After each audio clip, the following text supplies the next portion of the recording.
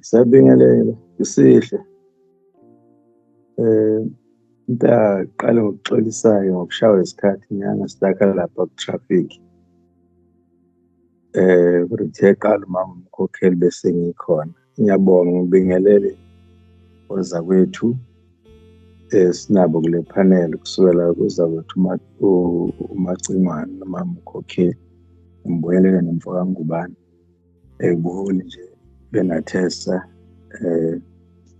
okuhlele symposium ebranchini le yase-MUT.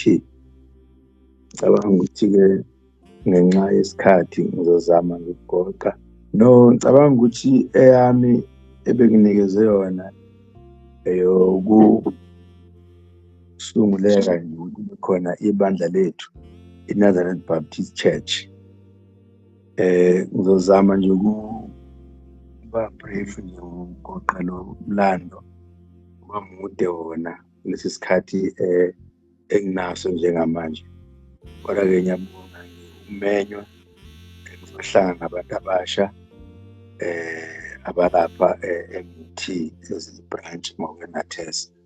Ngiyabathanda abantu abasha futhi abamthanda uNkulunkulu futhi babona ukuthi banenhloso ukuqhubekana phambili impilo yabo yangasese baphinde bakhule futhi nasevangelini.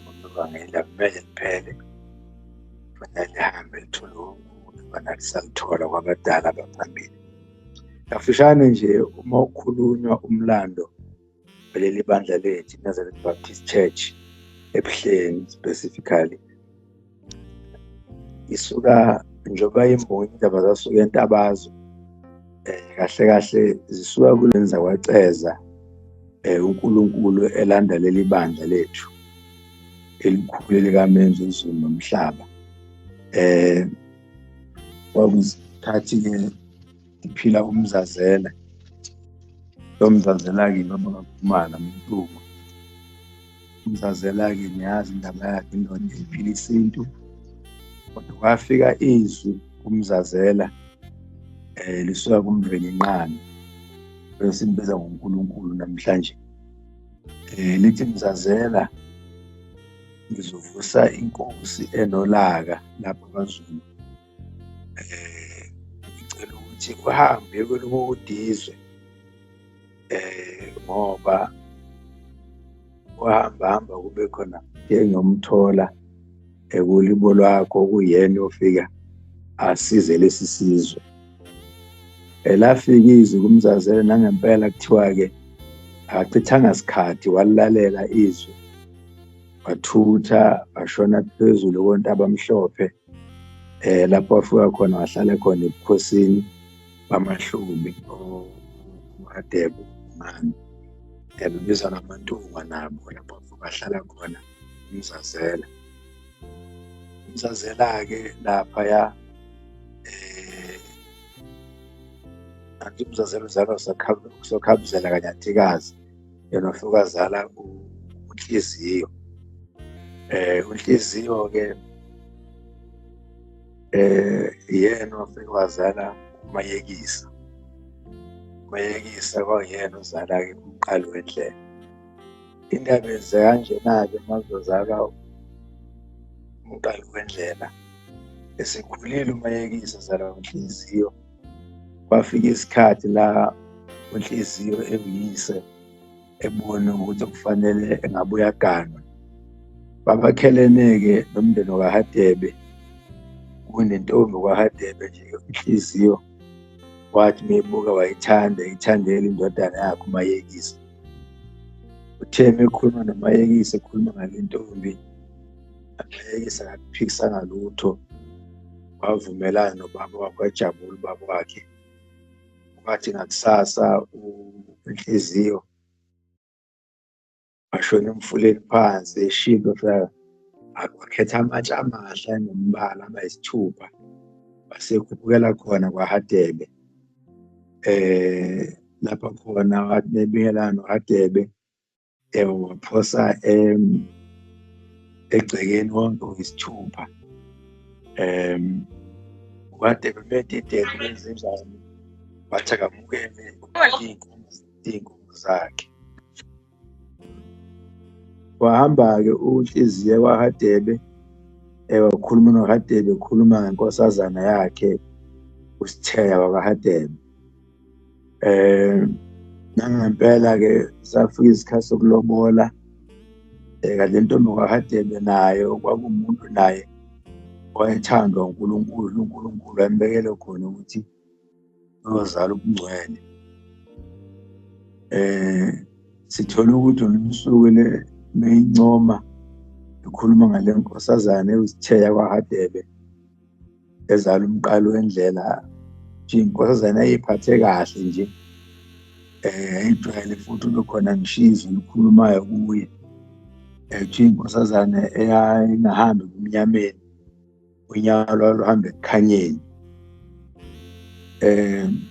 Kangangokuthi mangikhuluma nje ngidlula kuSitheya, uMahadebe ozala umqalo wendlela, uthole usuku bathi sebenza intombi eplazini, zashaya isigaba sokuthi kohlala kodliwa ilantshi. Ngathi mayiqeda wasuka umoya omkhulu, iy'thunga kade bevuna ukolo kanjalo.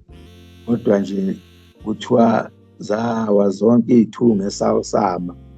Kodwa indaba yokuzaleka babamkhulu iqala zilaphi iy'ntombi ziyotheza, ehamba nontanga yakhe nabanye. Kwezwakala iphunga elimnandi, kwabonakala imbali, kwezwakala elimnandi iphunga, lijabula iy'ntombi zonke babazi iphunga. Kodwa leya kwaHadebe intombi yabe siyijomba kuqala, yayikho imbali, yayidla yaze yayigwinya, kanti isidla ubungcwele. uNkulunkulu wayebekele khona iyozala ubungcwele, njengoba nje nanamhlanje isakhuza igcwele maqamba ubushembe, ubushembe umoya oyingcwele. Nangempela kwahamba-ke wagana-ke uMahadebe, gana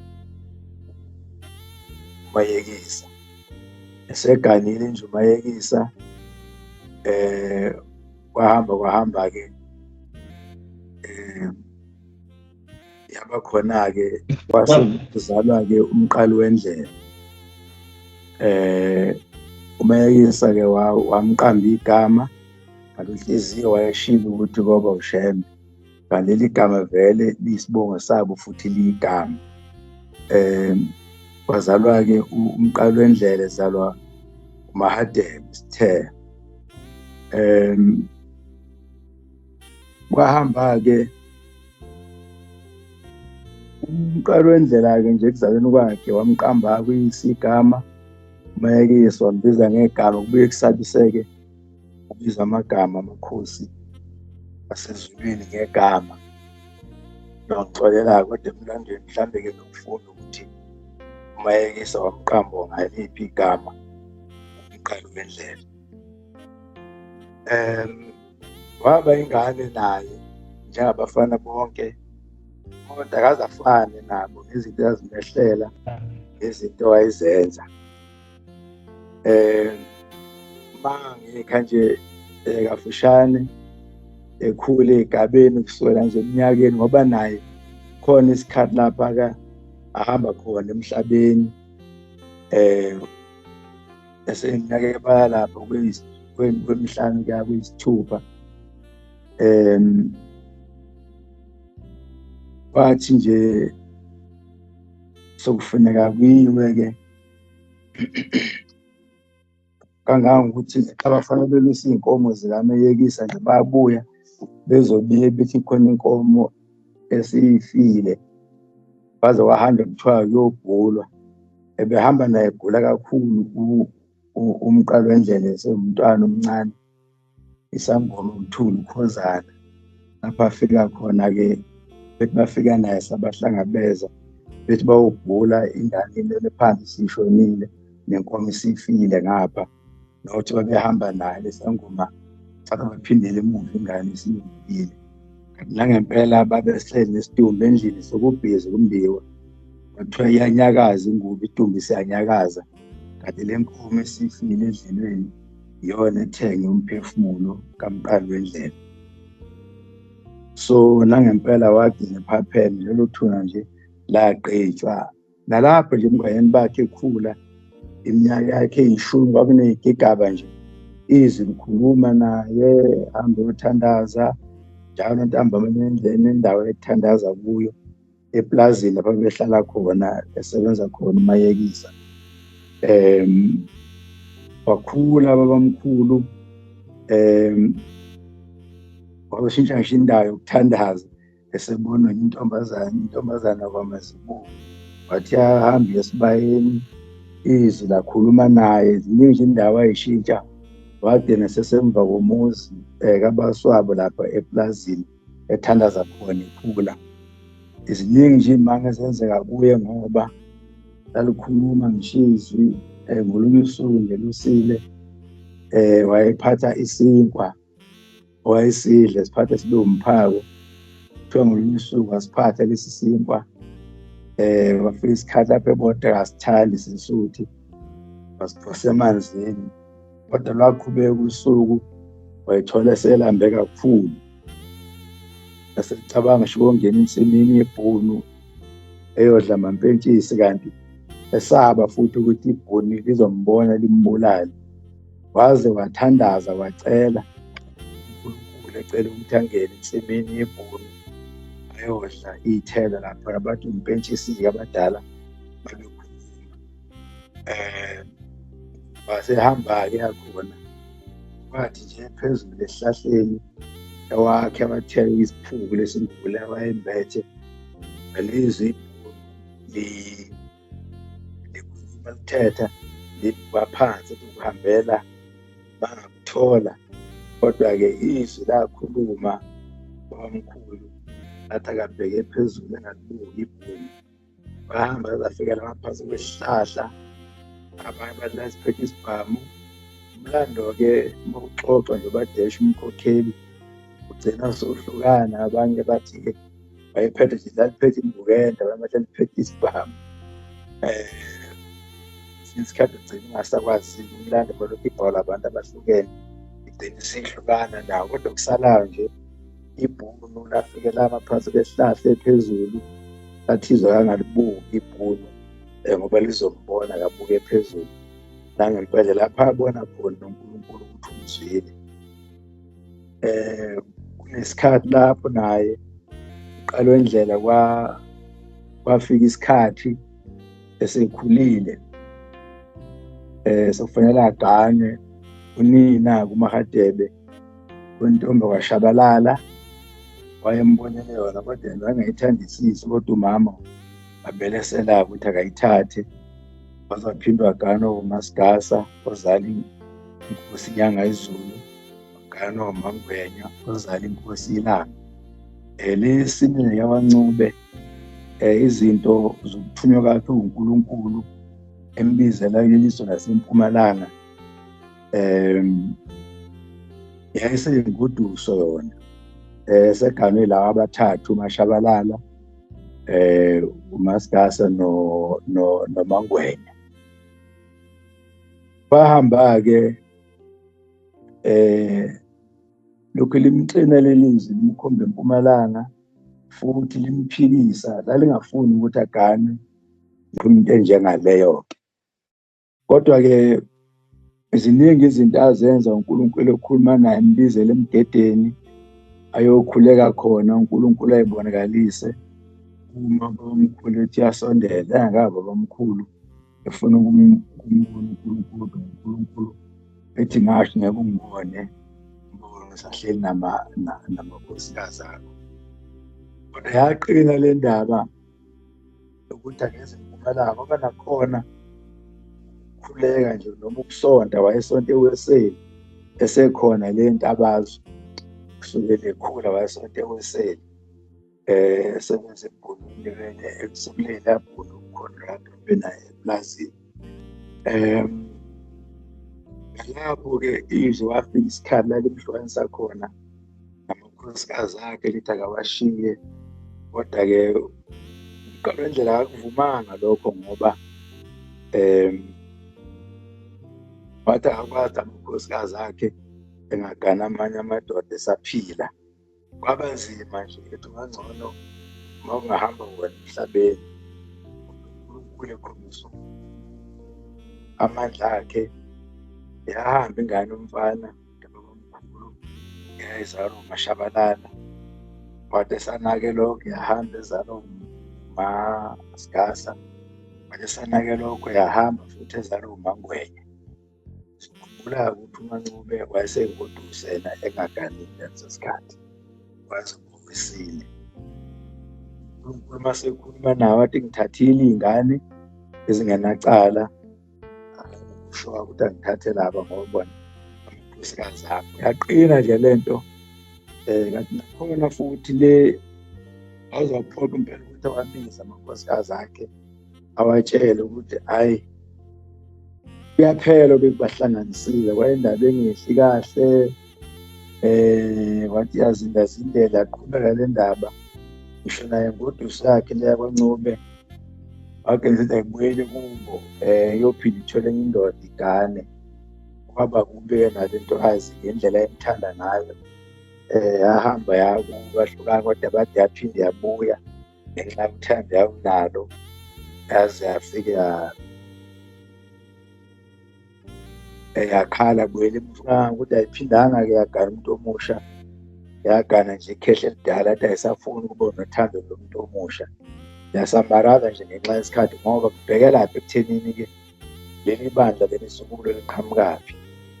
Wayebhizi namaweseli nakhona le ntabazo-ke, ngoba yayikhuluma ulimi oluhlukile. Kunenkolo-ke yayikhona efike nabasentshonalanga. Namabhunu engamthandi kwakhona intabazo ngendlela yokuthi ayembopha nje, embophela ukuthi-ke uqeda amabandla abo, ngoba lapha efike khona uNkulunkulu wayemembatha umoya wakhe wezimanga. Kodwa-ke osizini lakhe mhla kade ekhululwa ejele intabazo, kufanele bamgwebe, bamdingisa. Kade eboshiwe ukuthi-ke akahamba eNatal, kuleli lakithi-ke. Hambe kafushane nje, ngizomthatha lapha-ke sefika ngesitimela, efika eThekwini. Ethi mehla khona wabonwa indoda yakwaDuma, yambuka lo muntu yamthanda, egqoke kahle neshiteli imhlophe efake nekhongomane, ephethe iy'mpahla ey'ningi. Yasifisa ukumphathisa le ndoda, ubona umuntu omuhle ohloniphekile. Kanti njalo nakhona ngaphambi kokuthi afike eThekwini, kunendoda yakwaNkabeni kwakuthiwa uMfazwe, yayibikezela ngokuza umuntu ozofika kwayisimo sikaNkulunkulu, umuntu omuhle. Ibikezela ngababamkhulu. Yayimfundisi le ndoda, kodwa iphiwe futhi ukubona izinto. Yakubikezela ukufika kwabamkhulu elizwe lakithi elakaMthaniya, sekuthiwa KwaZulu Natal namhlanje, osabizwa ngeNatal ngalezi y'khathi. Ehamba ikhuluma nganje imishumo yathi khona ozayo, khona ozayo. Mehla esitimeleni-ke le ndoda yakwaDuma yayisimphathisa iy'mpahla, ngokabani mntanami ngokaDuma. Yasithi cela kwabamkhulu, ecela ubuze emsizini. Canti kwakuyinkopholo noma iy'compound abathi ama-barracks, bawahlala khona amadoda ngokusebenza. uDuma waxakeka impela ukuthi lo muntu ohlonipheke kangaka engaya endaweni ey'nkopholo, kodwa wafika wahlala khona babamkhulu. Nalapho-ke waqala nje walihamba leli laseMaqadini, ehamba-ke eshumayela, esonta, engaligcini nesabatha ngalezi y'khathi. Esonta eBaptist Church, lapho azohamba khona, esihamba la eMaqadini kwaMatiwe nakuPhoenix, yonke le ndawo wayehamba. Kodwa izwi asuka nalo lelishilo ukuthi siyohlangana entabeni eyingcwele okuthiwa inhlangakazi, lapho siyohlanga khona. uNkulunkulu wayemtshela lokho. Uma ehamba-ke, ehamba nje la konyuswa, yonke le ndawo le kobhoda konyuswa, yonke le ndawo nje yaseMaqadini kondwedwe. Ngoba kangangokuthi umoya wayenawo, ngoNisuku wathi enikezwe inkosi eBaptist Church, indlela wayehlabelela ngayo, ehlabelela wahazulwa ngenxa yami. Ekuthiwa ngabantu bakhala amadimoni, bahlanza abantu kuphuma ukufa. inkonzo iphethwe umqali wendlela, kungakabi Nazareth Baptist Church, kodwa yayibizwa njenge-Baptist Church. So ehleli lapho-ke wayethi uma ibuza le ntaba, exoxa nabantu, ethe uNkulunkulu uyofika kuyo, ngoba wayehamba elihambisa ivangeli, kungakabi Nazareth Baptist Church. Umsuku ephuma ilashe lakhe, wahlala phansi kwesihlahla waze wazumeka, lapho abona khona inkosikazi kaMdluli, wathi uphumule, ukhathele, adambisa izwi lenkosi. Kodwa-ke la liphuma khona leli bandla, mebuza le ntaba senhlangakazi, athi uNkulunkulu uzohlangana naye kuye. Babemtshela abantu bathi, make waya lapho ngeke ubuye. Alukho uhlobo lwesilwane esingekho lapha, zinyoka, izingwe, izilo. Make waya kuleya ntaba lena, asikho isilwane esingekho khona, ngeke uze ubuye. Kulapho ubabamkhulu naye esosizini ishiye iy'ngane le emuva, wabona khona ukuthi ayi, nala ngisuka khona zikhona iy'ntaba, ngcono ngibuyele kwelakithi eNtabazo ngoba yikhona iy'ntaba la uNkulunkulu mhlampe mbona ukuthi singahlangana nakhona. Esesaba-ke inhlangakazi, nango-ke sengibuyela esitimeleni, sibuyele emuva, sifike sima lapha esigangeni kwaBhoda, kungekho siteshi, kungekho lutho. Athi asithintathinta amabhunu, ehle sithintathinta, inyanga yezulu nje izithi amabhunu athi, ubani yena Ganga la, kwakuyinkosi-ke ibuye ibe namancoko, inkosi yesithathu. Kodwa-ke lakhuluma izwi, lathi mina ngimisa isitimela, wena fonye lapho engithi sohlangana khona nawe entabeni inhlangakazi. Wathi ma beka uhamba nathi isitimela, sizokudinqika isitimela, bazofa bonke laba bantu abala esitimeleni, igazi labo ngolibiza kuwe. Lapho-ke athi meqala-ke esehamba ngenyawo, eseyiqala le ndlela ebheke entabeni inhlangakazi, lapho khona angena emzini wakwamnqayi, after abantu abadala nje, umama wakhona, ubaba wakhona, wafika khona wacela amanzi. Bathi mengena endlini, wathola kunomfana lapho, umfanyana nje wakhona, wayegule esongena imisipha, angakwazi ukuhamba, bethi wayeyikhela endlini amanzi. Lapho uthi ubabamkhulu wamkhulekela, yaqhuma nje imisipha, semthamu, wasinda. Waphiwa-ke, wathi sengabe usamshiya lo mfana, kusho umnqayi, hamba naye kobo kwakho, menze okubi kubo kwakho, uyobona menze okuhle futhi kobo kwakho. Kade nesemfundisi-ke uPetros Mnqayi, wathola kanjalo ehamba nobabamkhulu. Ahamba lapho wazafika emzini kwaGwala eMaphephetheni, bekusemaPhephetheni nje, oGwala laba babizwa ngomphephethe. kwaGwala wafika walala khona, bathi bevuka ekuseni nje wayesehleli phezu kwedwala ngenhla komuzi, lapho khona wathi khona kwahamba kube nomuzi la, njengoba ukhona umuzi waseNhlazini, ithempeli laseNhlazini le ubaba umfundisi uCwenza waliprofethi babamkhulu kade lele kwaGwala eMaphephetheni. Nalapho futhi wahamba wazodlula koHlambisa, nalapho khona ufika mphatha kahle. Masehamba wathi ngobuya ngenibuka ngoba ningiphathe kahle. Ngezwa ukuthi wahamba-ke lapho waze wafika kule ntaba lapho wafika wahlala khona. Lokhu indoda ibonakala nje ishubulayo, iyokha amanzi emfuleni, ibuye ikhuphukele futhi ibuyele entabeni inhlangakazi. Bahamba amadoda endawo ahlangana, amadoda endawo athi lolu hlanya ludla imbuzi zethu, bamhlasela. Ishumbu lakhe nje balishande laze laphocowa kwachitheka amanzi akhe, bamusa enduneni yakwaKhuzwayo, ekhele yona intaba inhlangakazi, induna yakwaKhuzwayo.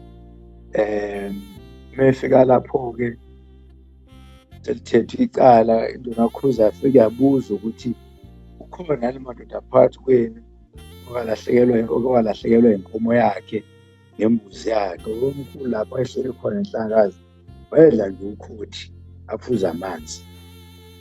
Kwathola akekho okwalahlekelwa imbuzi yakhe nenkomo yakhe nemvu yakhe. Asithi induna kaKhuzayo, hayi miyeke udaba lakho somoya simkhuluma ahlala la ekhaya. Uma-ke esele noKhuzwayo, uthi uKhuzwayo, mnumzane kahle kahle ubani wena? Uvela kuliphi izwe? Njengoba ulapho ubekwa yini? Uhamba ngani? Waseyichaza-ke babamkhulu indaba yakhe ukuthi hhayi ngisuke eNtabazwe, izwi lithe angize la kule ntaba ngohlangana noNkulunkulu khona, uthe ngahlangana naye khona. Suka-ke inkosi induna uKhuzwayo yamkhipha iy'ntathakusa impela, yathi ayi ngcono uhambe ungalali la ekhaya, ubuyele khona entabeni ukuze phela uNkulunkulu awusazi isikhathi azofika ngaso, uzothi uma efika laphaya angakutholi, bese kuba kubi futhi, ngcono ungalali la ekhaya. Ngoba ishumbu lakhe-ke iphucukile ade belishayela laba lelo wayephatha ngala manzi. Wasecela ukuthi bamphe amanzi lapho kwaKhuzwayo, nangempela unkosikazi waKhuzwayo yayikhona. Mayezomlethela amanzi usithi, oh ngiyakubona wena awuganile le ndoda, khona indoda wawuyiganile yasiyashona. uKhuzwayo waye wasenza isiko lokuthi-ke inkosikazi yomfowenu iyangenwa-ke, sekusalelo siko lokungena, kodwa bengenayo ingane. Asebonga babamkhulu ukuthi beningiphathe kahle, uzonipha abantwana, ufike uthole abafana ababili ngamawele, uphinde futhi ulamanise ngamawele, uphinde futhi ulamanise ngamawele. Abaziyo nje lapha eNhlakazi, esathi nje endala lapha asesitolo entabeni Nhlakazi abayaziyo, sasinikelwe enye la madodana atholakala lapho. Ngesikhathi-ke ehlezi entabeni elinde umoya engcwele, kuthiwa kalukho uhlobo lomoya olungafikanga,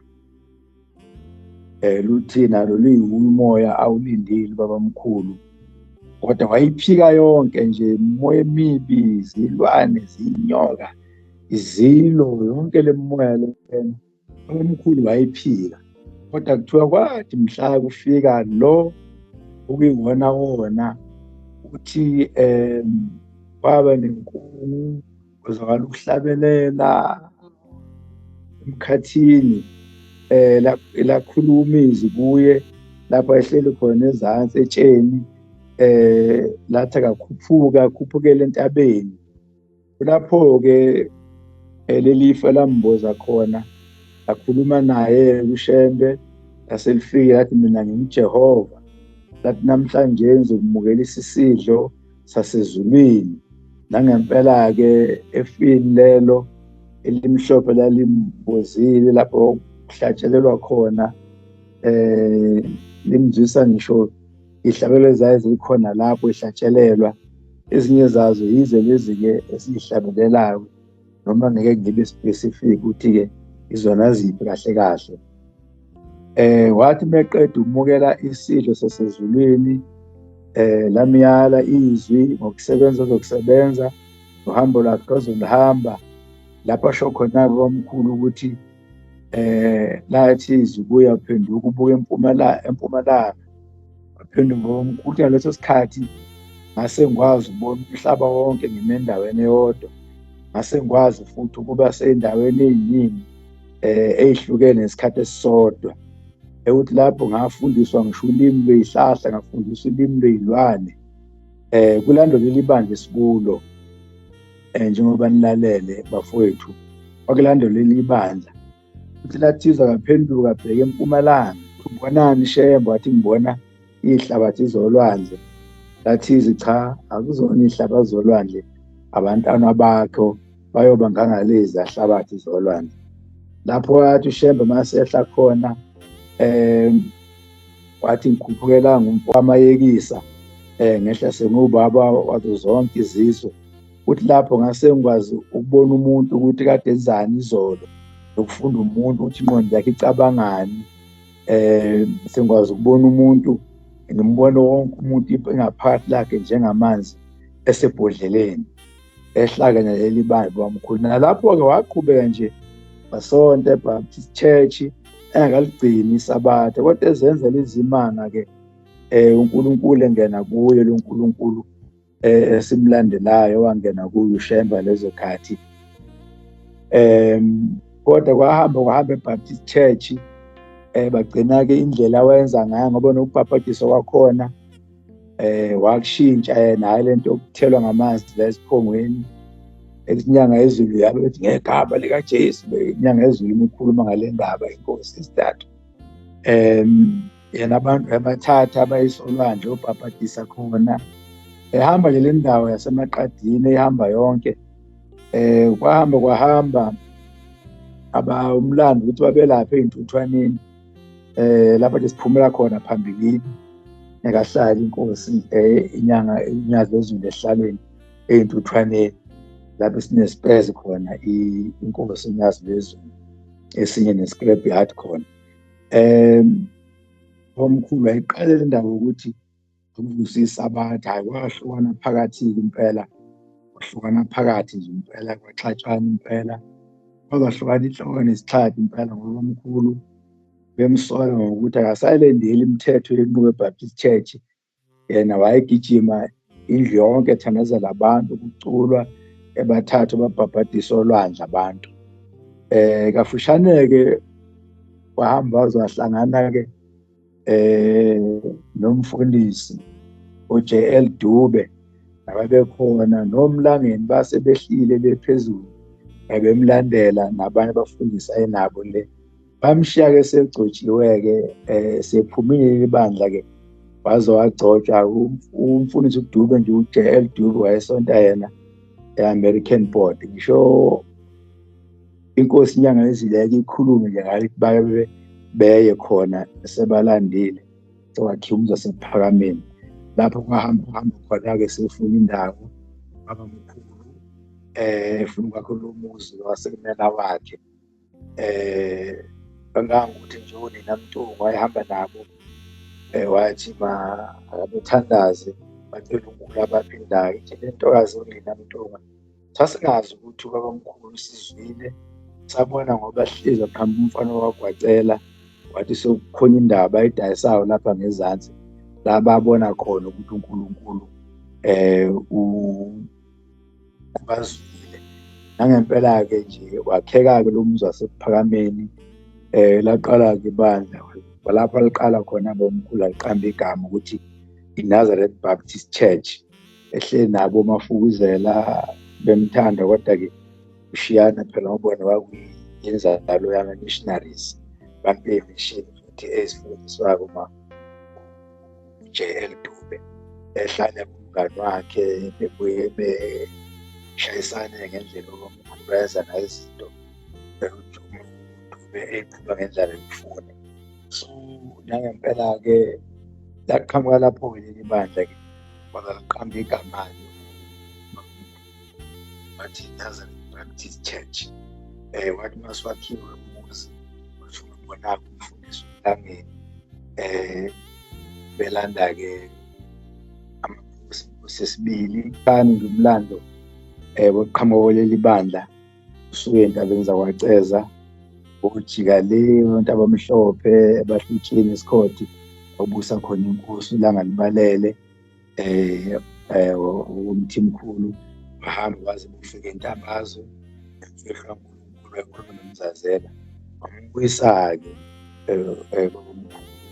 Bazokwadla lenhlekelele-ke sigcwele izwe lonke nangaphandle kwezwe.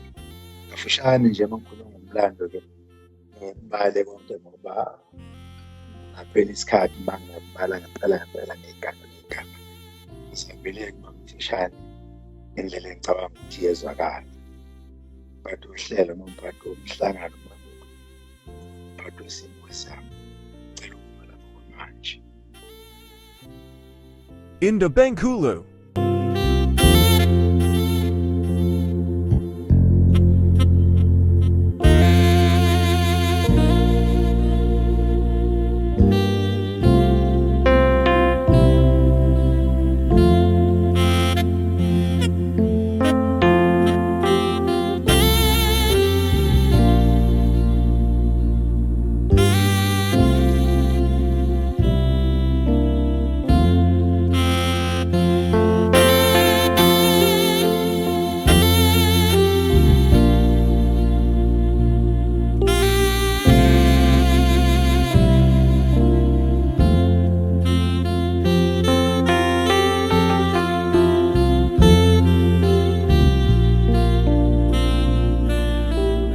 Inda Bengkulu.